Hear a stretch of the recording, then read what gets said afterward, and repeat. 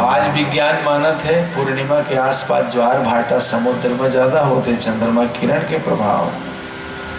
उसने चंद्रमा के किरण के प्रभाव सीधा सीधा मन में होते, तो मन हर शरद पूर्णिमा के चंद्रमा के तरह मन पूर्ण प्रकाश से भर जाए। विक्षरन्तुम मनश्चक्रे योग माया मुपाश्य। यहाँ योग माया में श्लेष है, दो अर्थ है। एक तो रास रासेश्वरी भगवती राधा, और दूसरा योग माया, कहते हैं योगा या माया सा योग माया, जो भगवान से जोड़ दे तिलक कहते हैं योग माया। तो कौन जोड़ी? राधा जी।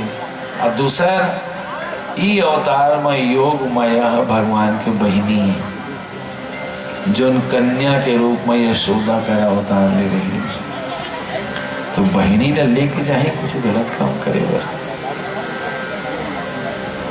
और लिखे योग माया मोपाश्रिता, योग माया का आह्वान किया भगवान ने। और भगवती योग माया जो कन्या के रूप में अवतार ली थी वो आई।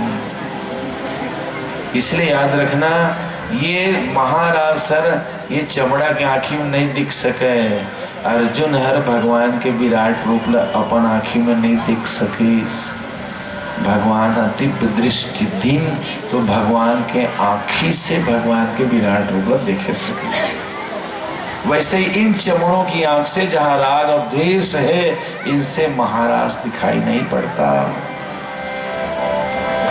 तो समझ गए पहली बात, भगवान ने किया है महाराज। एक स्थिति न तो कृष्ण नाम देन, नहीं तो कृष्ण है पिता रात्रि, ऐसे लिख सकत रही ने व्यास जी।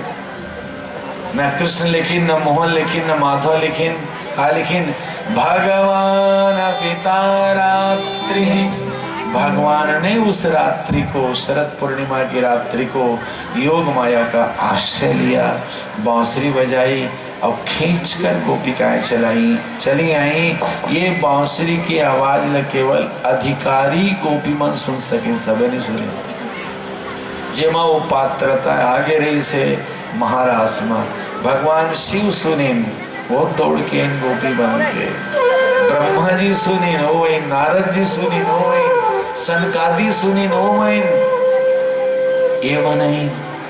और ये सब गोपी है, गोपी नारी नो हैगा जो न अपन इंद्री से कृष्ण रपियत। यह गोपी दीपक में माटी हर जड़े, बाती है जड़े, तेल है जड़े, लेकिन लौ है बोला औरत की है कि पुरुष की है। ऐसने विशुद्ध आत्मा का परमात्मा के साथ विलास। एक आदमी जात रही से एक जवान लड़का साथ जवान लड़की चिपक के छाती से रोवत रही से। ओकर मन में पाप आगे का जमाना आगे रे, सरे आम जवान लड़का करे जवान छोकरी चिपके छाती। पता चली इसकी बहनी के पठौनी होते तो बड़े भाई के छाती में चिपक के रोवत। अब कहानी सो पाप, कोई दृश्य बदले नहीं है। हमार बुद्धि में पाप रथे एक से हम अपन दृष्टि से, वो दृष्टि से भगवान देखते हैं। नान का लड़का जब आईना पाथे तो खेलते तो कभी चूमते हो, अपन परेशानी ल दिखते हो मता।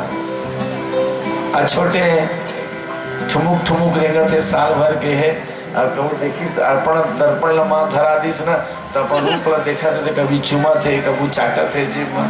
बोला देखने वाला कहीं बड़ा गंदा है, तो गंदा कौन है? वो देखने वाला गंदा है, लड़का गंदा नहीं है।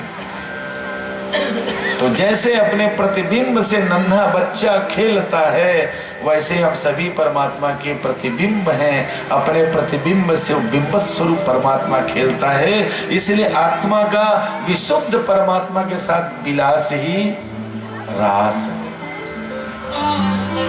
तू रास बना था कि नहीं कोठार में?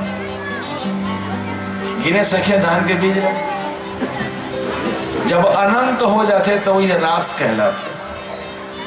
वो इसमें एक एक दाना के रूप में सब जीव भरे, और ये सब एकत्रित हो आत्मा के शुद्ध प्रकाश हो, तो ये रास बनते।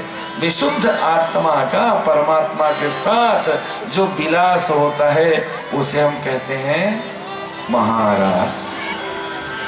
ठीक है। भगवान गोपी मन ही मेरे ठो संबोधन दे स्वागतम वो महाभागा। क्या बात है। प्रियम किम करवाणी वह, हे महाभाग्यशालिनी गोपिकाओं। भगवान के वाक्य याद रखिए।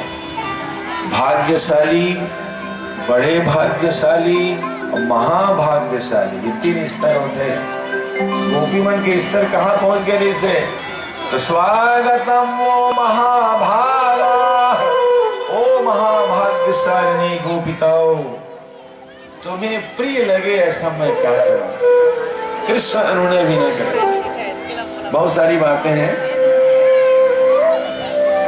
एक बात याद रखिए, जहां राम तहाँ काम नहीं, जहां काम नहीं राम, तुलसी कबहु न रही सकहीं, रवि रजनी कथा। ये महारास में श्रुति रूपा गोपियाएं, वेद के मंत्र में ऋषि रूपा गोपिकाएं, साधन सिद्धा गोपिकाएं, स्वयं सिद्धा गोपिकाएं विभिन्न प्रकार की थी। इसलिए एवं गोपी मन आत्मधर्म कहीं न भगवान ते धर्म कहीं। अरे तुम्हारे पति है, तुम्हारे लड़का है, तुम्हारे देवर है, जेठ है, सास है, ससुर है, तेला छोड़ के तुम आया। तो गोपी मन कहीं ना हमारे पति के भी पति तो तय हरसता है, जगत पति यस। हम कहाँ जाए, हम थोड़ा छोड़ के नहीं जा सके। गोपी मन कहीं तो बड़ा प्रवचन करत कन्हैया, हम प्रवचन करे आते, हम तो बताई। बोले हाँ, एक पतिव्रता नारी रही से ओकर पति परदेश चल गई, पति ले खिलाए बिना खाए नहीं। अब वो हाथ जोड़ के सामने खड़े हो गई, मैं अपन धर्म ला कैसे करूं, तू परदेश जाता था, बोला खिलाए बिना मैं कबू नहीं खाते रहे। तो बोले मोर फोटो है ना, एक पूजा कर लेबे, नैवेद्य लगा लेबे और खा लेबे तो धर्म बाँच जाए। उसने बिचारी अपन पति के फोटो के पूजा करे, रोज ना खाए। एक दिन पूजा में बैठे रही से अगर पति आगे 3 महीने के बाद दरवाजा ला खटखटाइस खोल। अब गोपी मन पूछा थे, पूजा ला छोड़ के उठा थे तय अपराधे खंडित हो जाते, और नहीं उठा थे तो पति की आज्ञा भंग होते। कन्हैया का करना चाहिए, बोला बोल सके। अरे बोले पगली हो, अभी तक तो फोटो की पूजा करा दे, अब तो स्वतः हो आगे उठना चाहिए। तो उसने अभी तक हम फोटो के पूजा करत रहे प्रतिबिंब के, अब हम बिंब ल पा गए, तोला पा गए, असल लता पावा जाओ। चुप हो गए भगवान गोपिकाओं के सामने। थोड़ा सा अब 3 दल बने, ध्यान दिया।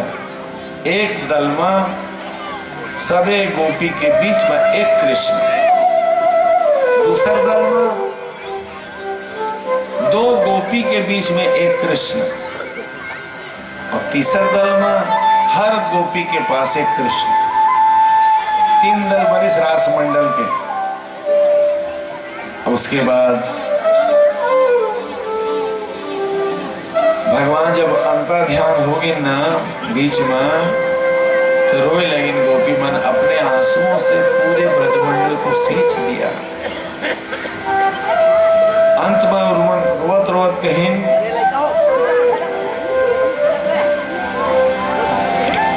बहुत मार्मिक गोपी गीत दे है, समय नहीं रही। जयति ते धिकाओ